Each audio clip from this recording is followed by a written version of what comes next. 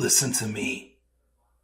If there was a wise man who would ever think of this, they would say in order to be superior to the man, you've got to be the man. For I am the man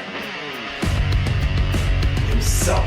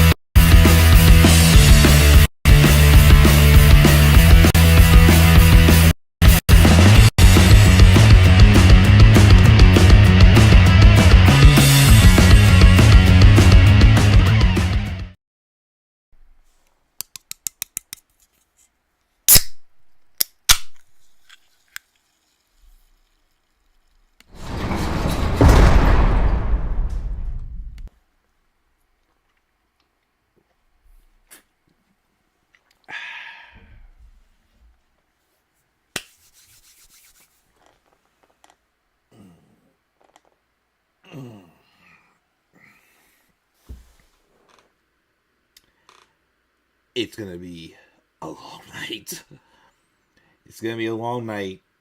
And quite frankly, guys, I couldn't wait. I couldn't wait. I grabbed my Pepsi.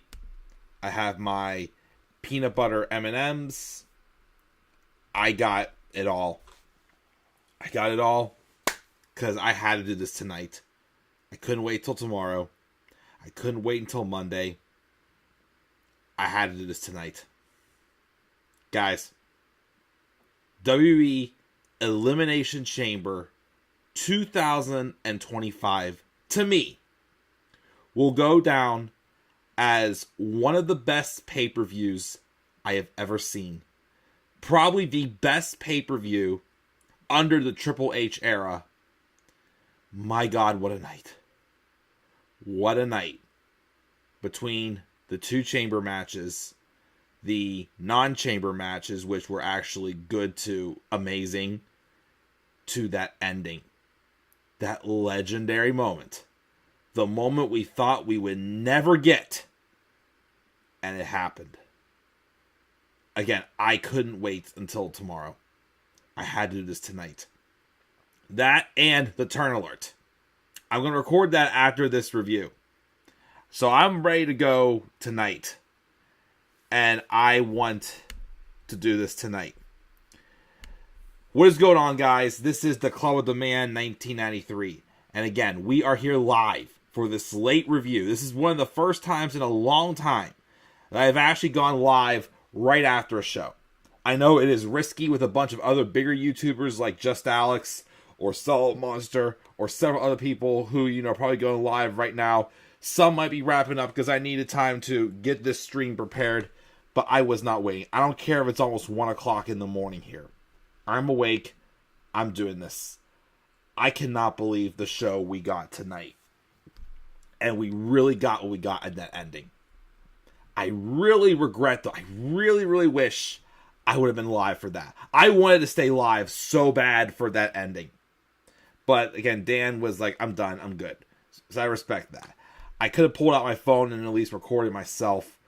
Because man, do I wish I would have had a live reaction for that. And I also wish I could have gotten a live reaction for that Sami Zayn and Kevin Owens match. Jeez, oh man, it's just unreal. Again, unreal what we got on this show tonight. To the people, of course, who were saying that WrestleMania 41's build needed that little oomph to it, we got that oomph tonight. We got a lot of things set up. Still some questions I have, though, about a few things. But we got something set up. We got some interesting angles planned out. And I said, March 1st, 2025 will be a day in history in wrestling, in my opinion. 6 years ago today was when the day I officially became friends with, as we all know him as Penta El Miller. 6 years later, history was made in wrestling. Something that we both love and enjoy. Like I said, this was one of those nights where I'm like, I am just so happy to be a wrestling fan. And that I just have so much fun watching it and reviewing it. And this is a video. This is one show that I really feel like if there's anything, but I gotta get my thoughts out while the iron is hot. It's a show like this, legendary show. And I said on Twitter after that main event, I said, if something big happens in this closing segment with The Rock and Cody Rhodes, then I'm calling this one of the greatest shows of all time. And that, my friends, is exactly what happened. My gosh, I still cannot believe it. And I wish I would have gotten it live. But I didn't. And it is what it is. But we're going to talk about here again. This is my live review for Elimination Chamber 2025. It took place at the Rogers Centre, home of the Toronto Blue Jays. In Toronto, Ontario, Canada. I've already said enough. This show was legendary. This, by far, again, was probably the best pay-per-view Triple H has done. And probably one of the best pay-per-views I've seen since I started watching wrestling back in 2013, full-time. And to think in 2013 that The Rock would be involved in a historic moment like that. I'm still stunned. If Vince McMahon was still in charge, we would not have gotten what we got tonight. We would have gotten exactly what some people were expecting. And it would have been was what it was. But now that it's happened, it's going to be legendary. It's going to be unreal. And my WrestleMania excitement went from like here to here. Just unreal. I still cannot believe how awesome this show was. If you have not watched Elimination Chamber 2025 yet, my first thing is do not watch this review. Do not go on social media.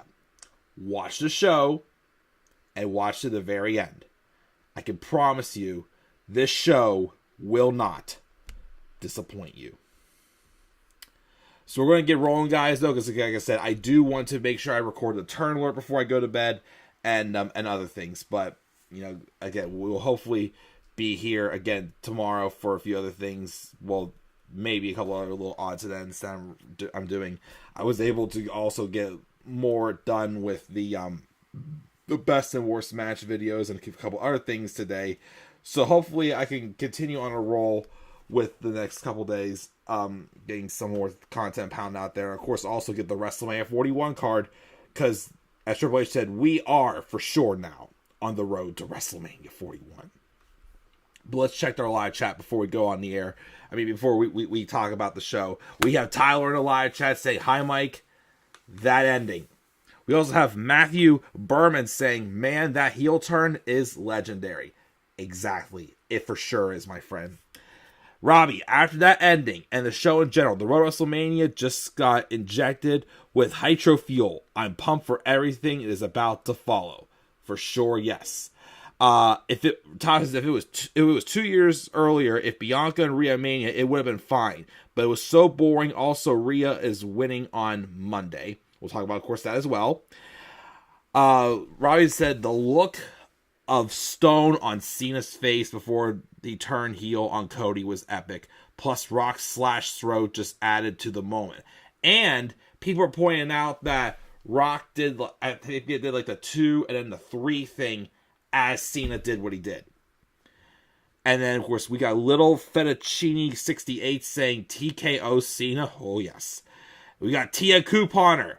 Thank you for joining me as well. It's very interesting to see how Cena versus Cody plays out. That is for sure. And I'm doing great, Tia Couponer. Thank you for asking. Thank you for joining as always. Tyler said match of the night was the Kevin Owens and Sami Zayn match. Oh, absolutely. I expected that match to be match of the night. And it for sure was. I have one thing, though, that I wish would have happened in the match. Actually, 2. But I still feel like they did enough to make me kind of forgive it. And Tyler compares it to the Hulk Hogan turn from WCW in 1996. Could have been even better than that. I have no idea. We'll have to wait and see. But guys, so look, we're going to have a good crowd tonight here. Thank you again for joining me live. Again, I know this is a late night stream, but like I said, I couldn't wait. I had to do this now while the topic was hot. So we're going to review Elimination Chamber 2025. Again, a legendary show, and in my opinion, one of the best shows I've ever seen. And probably the best show of the Triple H era, in fact. So, right off the bat, things started out crazy. We opened up with the Women's Elimination Chamber match. In the pods to start off the match were Bayley, Roxanne Perez, Alexa Bliss, and Bianca Belair. Starting the match was Liv Morgan and Naomi. I don't think the bell had even rung yet, or maybe it did. And we hadn't even had a single punch thrown in the show. And we already got chaos. Because we then hear a storm is coming. Jade Cargill made her return. First time we've seen her since she was attacked backstage. By who? We still don't know for sure yet. She came out, made her way to the ring. Even though I think it's weird that they didn't have the door shut for the chamber. She gets to the chamber. Looks like she's about to go after Liv. But then she beats the hell out of Naomi instead. And it was illustrated so well. Seeing, having Jade beat down Naomi right in front of Bianca's pod. And Bianca's like freaking out, like, no, don't do this. And this is that and whatnot. And Naomi didn't even fight back. Jade just beat the shit out of her, including slamming the door into her back. And obviously writing Naomi out of the match.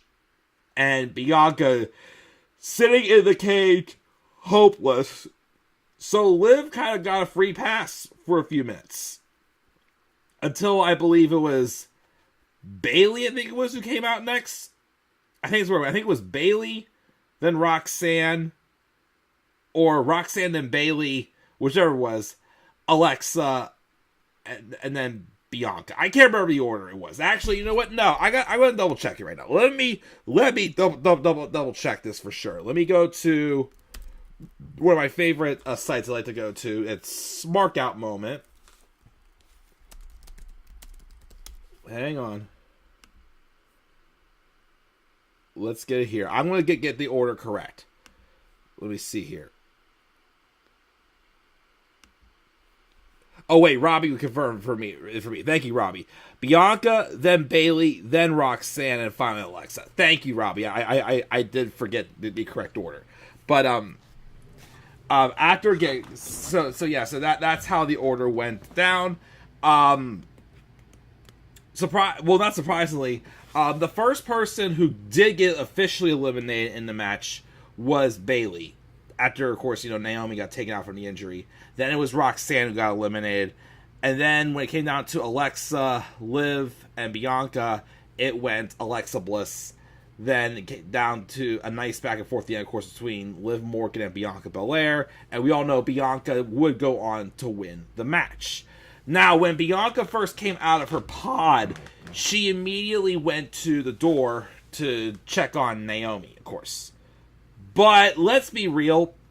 Like I said, Naomi didn't fight back when Jade attacked her. So that led to me assuming that Jade is just assuming that it was Naomi who attacked her. I think there's going to be more to this story. And I think it was Tia Couponer who mentioned the idea about, still kind of have it be like, kept under the wing and quiet. And we still get revealed that it was Bianca until later on when Bianca's on top of the world. It's like, yeah, I got what I want. So now I could say, yeah, Jade, it was me who attacked you, blah, blah, blah. And then maybe lead to Bianca and Jade for WrestleMania 42. Maybe that's how it goes. I don't know. But, like I said, the way it went down, like I said, I'm not fully convinced it was Naomi. I'm pretty sure if it was Naomi would have gotten some offense. Like I said, Jade just beat the shit out of her, and Naomi didn't even try to fight back. But I know it kind of already gave away the results of it, but the match I thought was definitely probably the best women's chamber match for sure, since they started doing these chamber matches for the women. Need some peanut butter M&M's, by the way, just to slip them in there. These things are very addicting right now, just saying. But, hold on.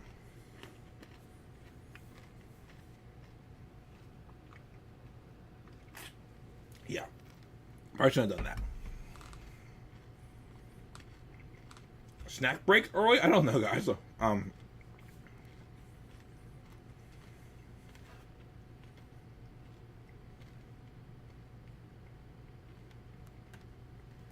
I'm good. Okay.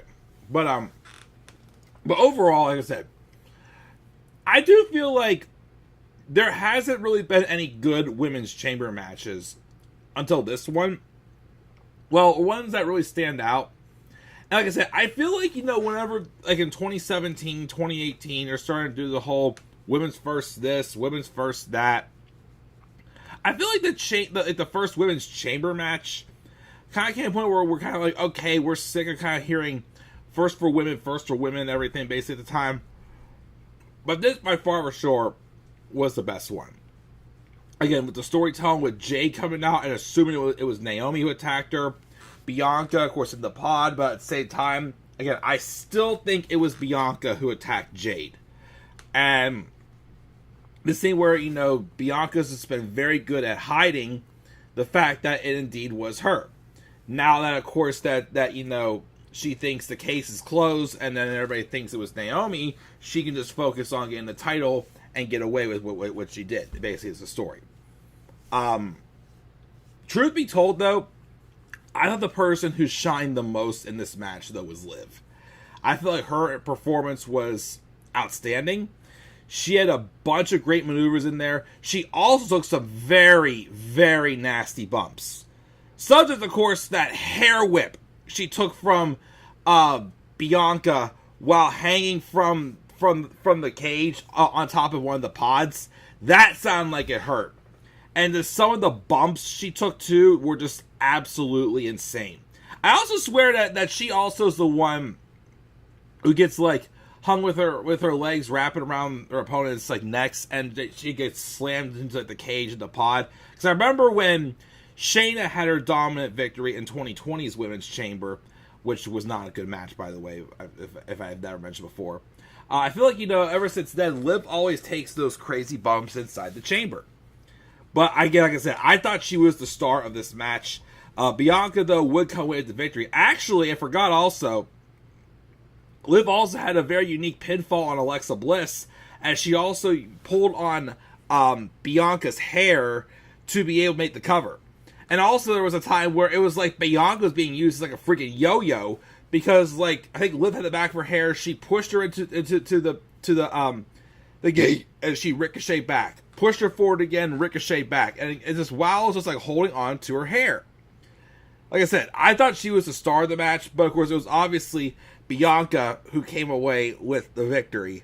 And like I said, well, of course, she's going to be fighting at WrestleMania for the Women's World Title. She'll either be fighting Rhea Ripley or Io Sky. Those two wrestle this coming Monday on Raw, but I know it's going to be Rhea. I'm pretty sure Rhea is going to be retaining against Io. Got a nail here. But like I said, it's kind of this thing where like there's different layers in this Jade story. Like I said, I am still very convinced it was Bianca. And I hope it's Bianca, because again, Bianca definitely needs that heel turn. But it's like, she keeps finding things that's like covering her up more and more, to the point where she's getting away with it. And even, again, her actions and how she's acting, like she still cares and whatnot, deep down she doesn't. She's proud of what she did to Jade. And again, like the performance and the acting she has is just out real with this. by the time, when it does get revealed that she was the one to attack Jade, we are all going to be shocked for sure. But for now, it looks like Naomi is the one who's taking the blunt for it until Bianca finally admits that it was her. When that will be, though, we'll have to find out. But for now, she's going to be going after a world title at WrestleMania. And again, she will most likely be fighting Rhea Ripley. So that should still be a very good match. And we'll see, of course, where it goes when we go from there. Following that, we had the tag team match with TIffany Stratton and Trish Stratus, or Trishy Time, taking on Nia Jax and Candice LeRae. This was definitely the weakest match on the card, but I thought it was still a fun match. TIffany Stratton, the past couple, last night on SmackDown, I am almost about to pull the trigger on a TIffany Stratton face turn and do the turn alert for that. I've seen some things that have made me feel like, okay, she definitely is becoming more and more of a face, but I'm still not 100% convinced that she's a face yet. I'm like 70% sure she's a face, basically. She still's got to do a couple more things for me to say yes. Tiffany's definitely a face. But this was a good match, and also it was nice to see Trish wrestle. Trish turns 50 this year, but yet she's still doing her Karanas on Nia Jax. I thought she looked in great shape, as always, as she probably does keep herself in really good shape. And apparently also, this was the first time that Trish's kids got to see her wrestle in person as well. So that was nice, of course, to have happen as well for her, too. Got a nail keep picking at. But again, it was definitely the weakest match on the card, but it was a fun match. Trish and Tiffany get the win. I believe it went from after Trish hit a Stratus faction on Nia, and then Tiffany tagged in and she hit the prettiest moonsault and got the victory by pinning Nia Jax. So we're moving on from that, and Tiffany Stratton's now getting ready to fight Charlotte Flair at WrestleMania. Which, again, we will see how it goes down with that. But, like I said, this close to wanting to do a turn alert for Tiffany, but I'm just waiting a wee bit longer just to see it get more confirmed that we indeed are getting a babyface Tiffany Stratton. So we'll see. My match of the night for sure was definitely the Unsanctioned match with Sami Zayn and Kevin Owens. Can we also talk about how, because I didn't notice this until I was talking it over with Dan when we were hanging out and watching the show tonight, how much they really made this feel more and more like WWE was not going to be responsible. Like I said, the referees didn't even wear the proper referee shirt. They just wore black shirts. They couldn't stop them from doing anything because, again, they weren't being held responsible. All they were there was to count do the 3 count, or make a submission official or whatnot.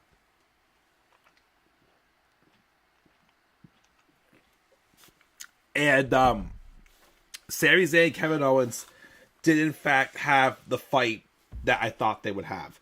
Now, I'm a little surprised the crowd wasn't quite as hot for this as I thought, since both men are from Canada. But these men just beat the shit out of each other. Also, during the match, when they were brawling out to the crowd, and I think it was Sami who chucked a garbage can at Kevin Owens. I think Pat McAfee said something like, Sami, why are you throwing Dominic Mysterio at him or something like that, which I thought was hilarious. But these two, again, literally beat the crap out of each other, using different weapons, taking crazy table bumps. Kevin Owens must have done how many neck breakers on Sami Zayn. Sami sold the neck from the packaged pile driver very well, of course, in this match. And it just seemed like, when things were getting harder and harder, both of them stooped to new levels. Sami Zayn was the one who pulled out the barbed wire chair. And I'm like, okay, now we're talking right now. Of course, that blue thunder bomb that Sami hit on Kevin into the barbed wire chair and whatnot. Sneaking in, of course, a haluva kick whenever Kevin Owens said, "This is your fault." I thought Sami had him there. plenty of close falls, plenty of excellent like table spots and whatnot. Kevin eventually does win though after he power bombs Sami on the apron a couple times before he pinned him for the victory. Now, if I have, again, definitely a match of the year candidate, as I expected. But if I have two nitpicks about this match, first, I am very surprised Kevin Owens didn't hit a package pile driver on Sami. I really thought he was going to do that. The other thing is, too, I really think this match should have had blood. Which, yeah, the blood was saved for the closing segment. But this match could have used blood. But I'm not going to punish it too much for that. Because, like I said, they still did a lot of crazy stuff in this match that kind of made up for that. But Kevin Owens does get the victory, as I felt he should have. He needed it more. And he was not going to be done. He actually pulled out the exposed hardwood floor that he was probably going to try to hit Sami with the package pile driver with, until Randy Orton made his return. Kevin, obviously all emotional, knew he was doomed, gets him in the ring. He's like, come on, let's do this. And him and Randy do brawl briefly until Randy hits an RKO. And then when Owens rolled out, Randy obviously wanted to do more damage to Owens because he did set up for a punt, but security stopped him, and he just RKO'd all the security. So I guess we're not getting anything for Sami Zayn at WrestleMania, but we are going to get Kevin Owens and Randy Orton. I'm a little bit more okay with it than I would have been before, since Kevin did beat Sami, but I don't know, like, I still would have rather done Sami and Kevin at Mania. But we're getting Kevin Owens and Randy Orton. Could be a feud that goes on to the summer, maybe, but we'll see how it goes. But I still thought that match was definitely the match tonight, that unsanctioned match, and how they illustrated it very well, and the close near falls and whatnot, the kickouts, the use of the weapons. It was just a fantastic match, for sure. And definitely, like I said, one of my match of the year candidates for sure. That, and also the ladder match with Cody and Kevin at Rumble, for sure.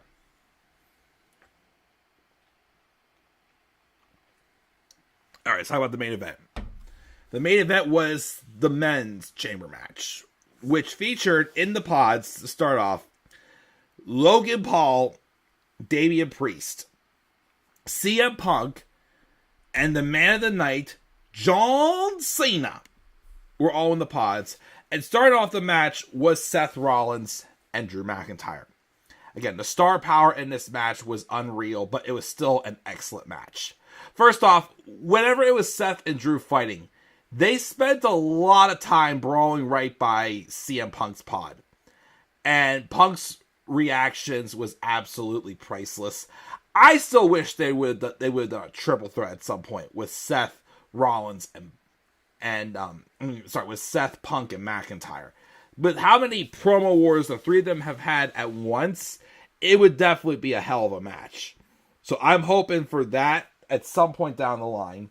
Who was it now? I believe it was Damian who entered first, then Logan, then John Cena, and then CM Punk. Of course, when Logan came in, he had to be such a fool of himself and tried to pin everybody else who was in the match, but obviously it was not working.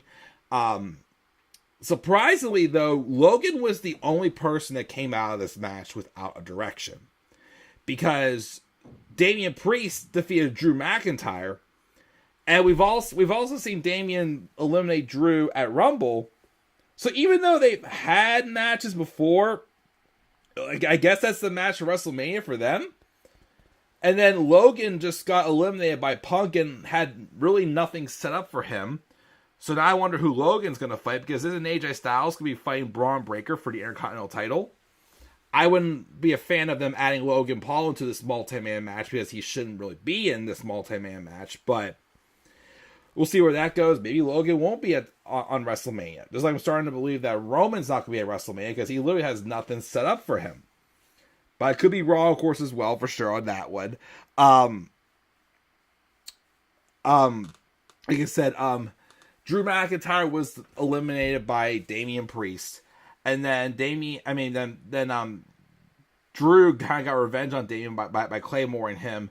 And then Logan Paul, of course, took advantage of it, got him out. But then, when everybody was out, they had, of course, a tease for John Cena and CM Punk.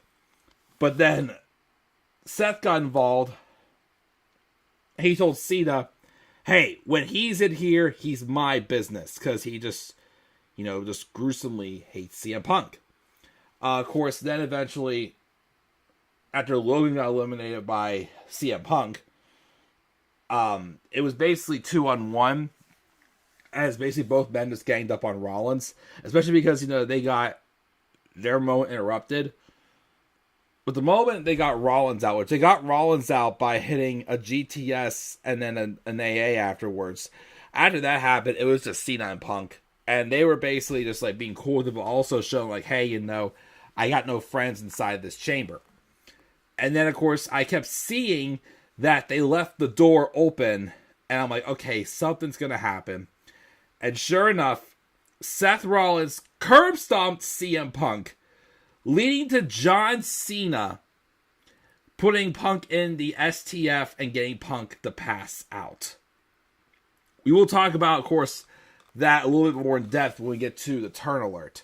But they did tease, obviously, Cena's future actions at the end of this match, and I don't think all of us noticed. But John does win. Afterwards, Cody comes out. And then out comes The Rock with Travis Scott. And basically, he's like, what's it going to be, Cody? And he says, you accept my offer, you'll get everything you want. And if you don't, then your dream will die.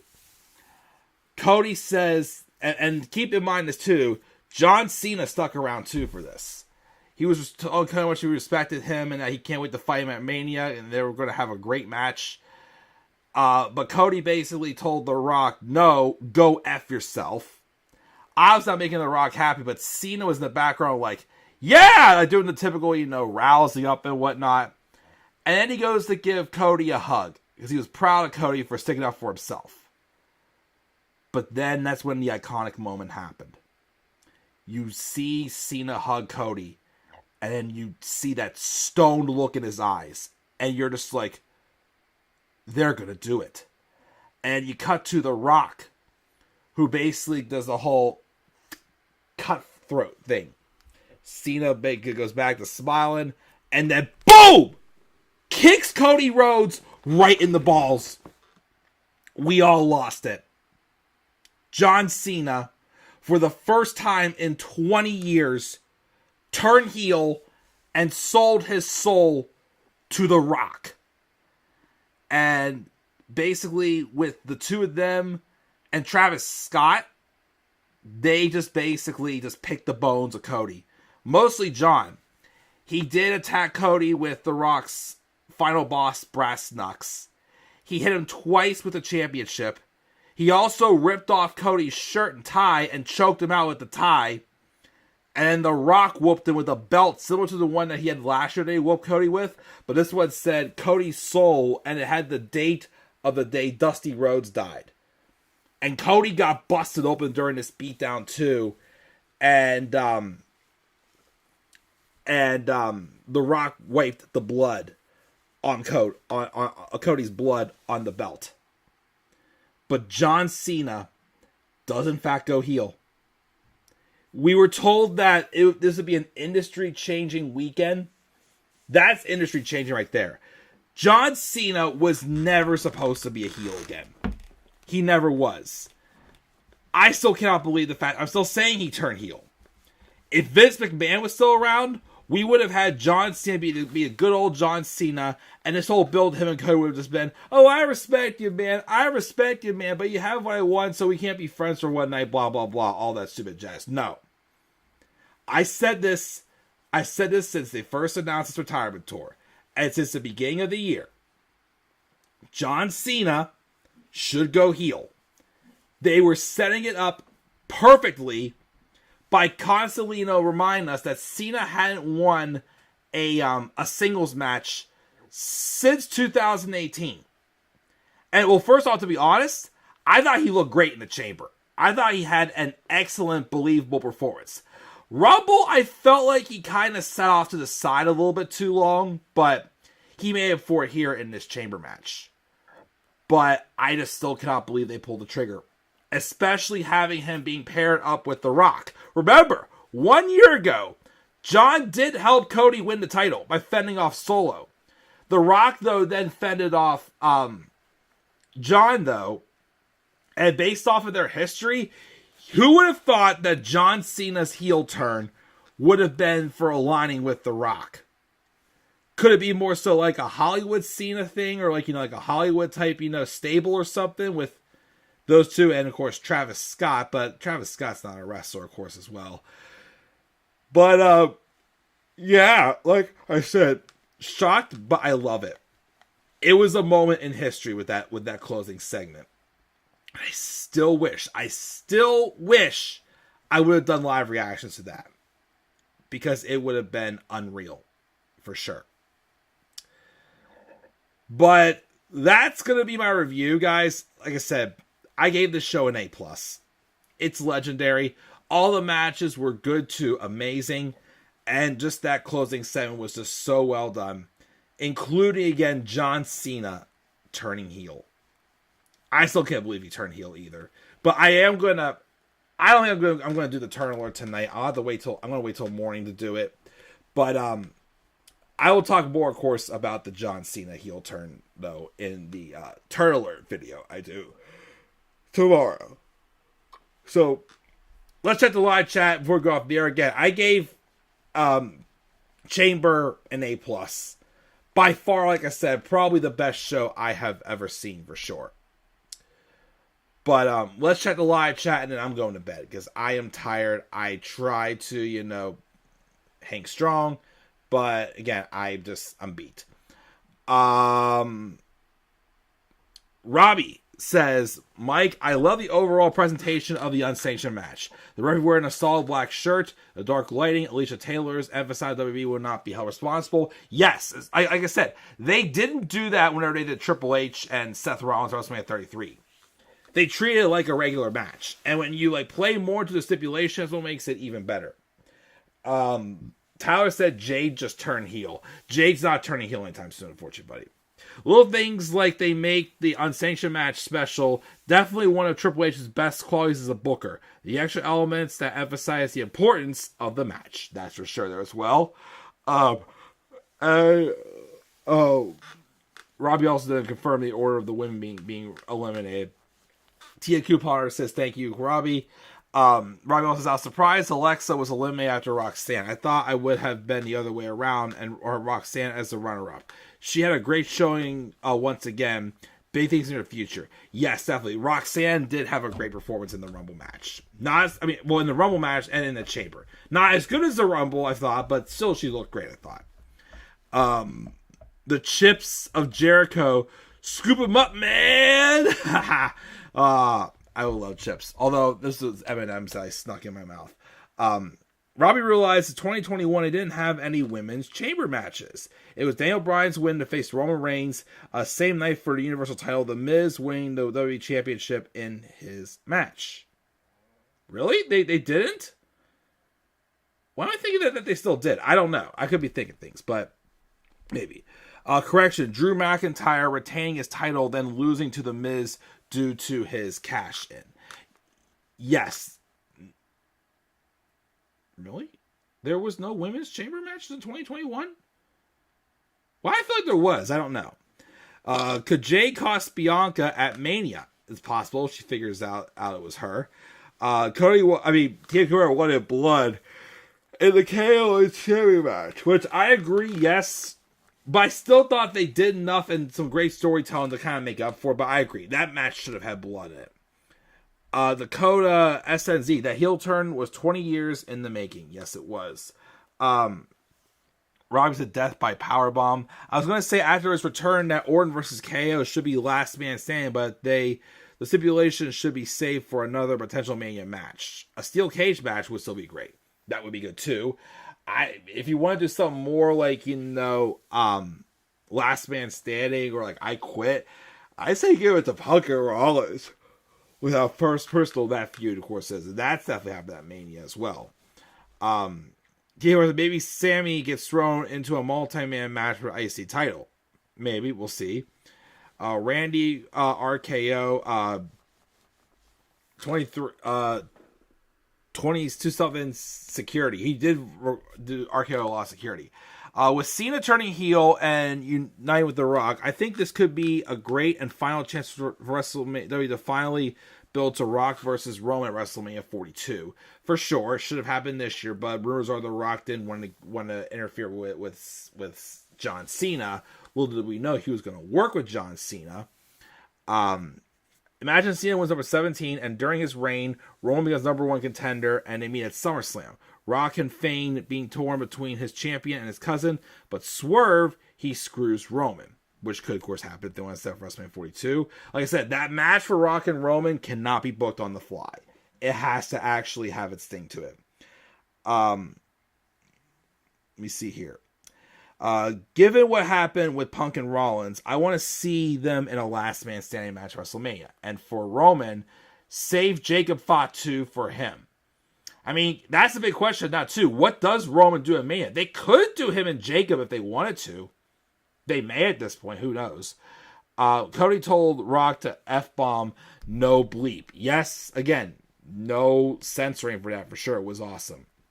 Travis Scott had Dennis Rodman and NWO vibes during the closing segment. I think that was a perfect fit for him alongside Rock for sure.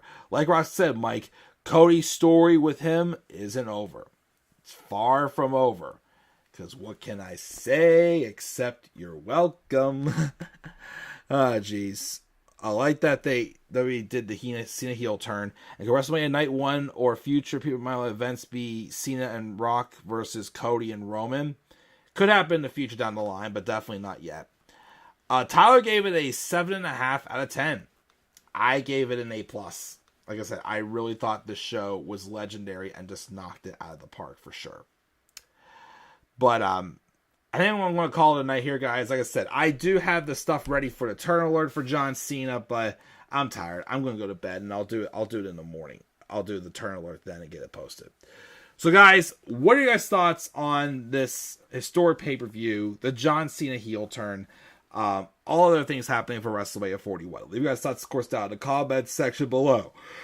Be sure also, as always, to slap like the video and subscribe or contact my channel. Follow me on Twitter as well at the Club with the Man 93. Also follow me on Instagram at the Club with the Man 1993. Guys, thank you again for joining me live. I know this is late, but I do while the iron is hot. But again, I'm tired. I'm going to bed. Have a great rest of your night, guys. And do not forget, in order to be superior to the man, you've got to be the man. And for I am the man himself. And that is not to pay, my friends. That is a fact of life. Yeah!